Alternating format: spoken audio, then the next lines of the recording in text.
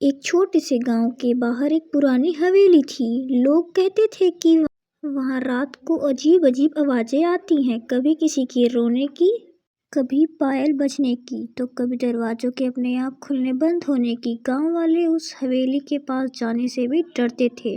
गांव में अर्जुन नाम का एक लड़का रहता था। वह बहुत हिम्मती था। उसे भूत प्रेत की बातों पर बिल्कुल भी भरोसा नहीं था। एक दिन उसने अपने दोस्तों से कहा, मैं आज रात उस हवेली में जाकर दिखाऊंगा कि वहाँ कोई भूत नहीं है। उसके दोस्त डर गए। सबने उसे मना किया, लेकिन अर्जुन नहीं माना। रात होते ही वह एक टॉर्च हवेली की तरफ चल पड़ा। आसमान में काले बादल थे, तेज हवा चल रही थी और चारों तरफ सन्नाटा पड़ा था।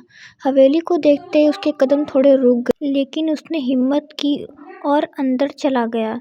हवेली के अंदर बहुत अंधेरा था। दीवारों पर जाले लगे थे, फर्श पर धूल जमी थी और हर कोने में सीलन की बदबू आ रही थी। अर्जुन धीरे धीरे आगे बढ़ने लगा। तभी अचानक ऊपर वाली मंजिल से छन छन की पायल की आवाज।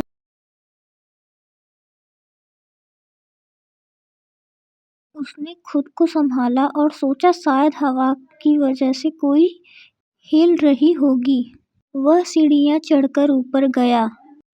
जैसे ही वह ऊपर पहुंचा, एक लंबा गलियारा दिखाई दिया। गलियारे आखिर में एक कमरा था, जिसका दरवाजा थोड़ा सा खुला हुआ था। उसी कमरे से हल्की हल्की रोशनी आ रही थी। अर्जुन धीरे धीरे उस कमरे की तरफ बढ़ा। जैसे ही उसने दरवाजा खोला, वह दंग रह गया।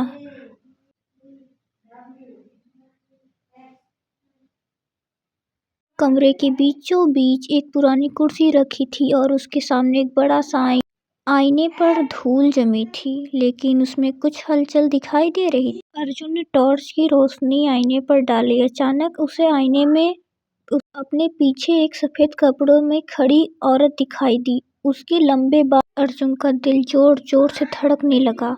उसने तुरंत पीछे मुड़कर देखा, लेकिन वहां कोई नहीं था। वह फिर आईने की तरफ देखने लगा। एक बार वह और भी पास आ गई। उसकी आंखें बिल्कुल काली थी और चेहरे पर अजीब सी मुस्कान थी। अर्जुन डर के मारे पीछे हटने लगा। तभी कमरे का दरवाजा अपने आप बंद हो गया। टॉर्च की रोशनी बार बार जल बुझ रही थी। अचानक पूरे ठंडी हवा फैल गई। फिर एक धीमी डरावनी आवाज आई, तुम यहाँ क्यों आए हो? अर्जुन कांपने लगा। उसने दरवाजा खोलने की कोशिश की, लेकिन दरवाजा खुला नहीं। तभी आईने में दिख रही औरत धीरे धीरे बाहर निकल। अर्जुन की चीख निकल गई। वह वहीं पूरी तरह से दरवाजा पीटने लगा। अचानक आईना जोर से टूट गया। कमरे में चीख जैसी आवाज गूंजी और टॉर्च बंद हो गया। कमरे में सिर्फ अंधेरा था। अर्जुन को लगा जैसे कोई उसके बिल्कुल पास खड़ा है। उसकी सांसें तेज हो गई।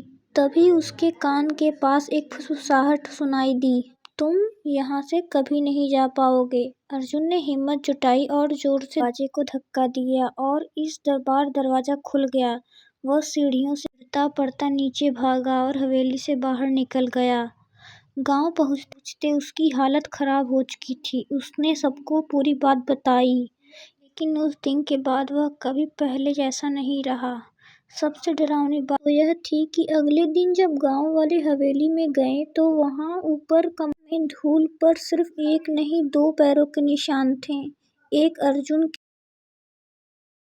दूसरे किसी औरत के थे।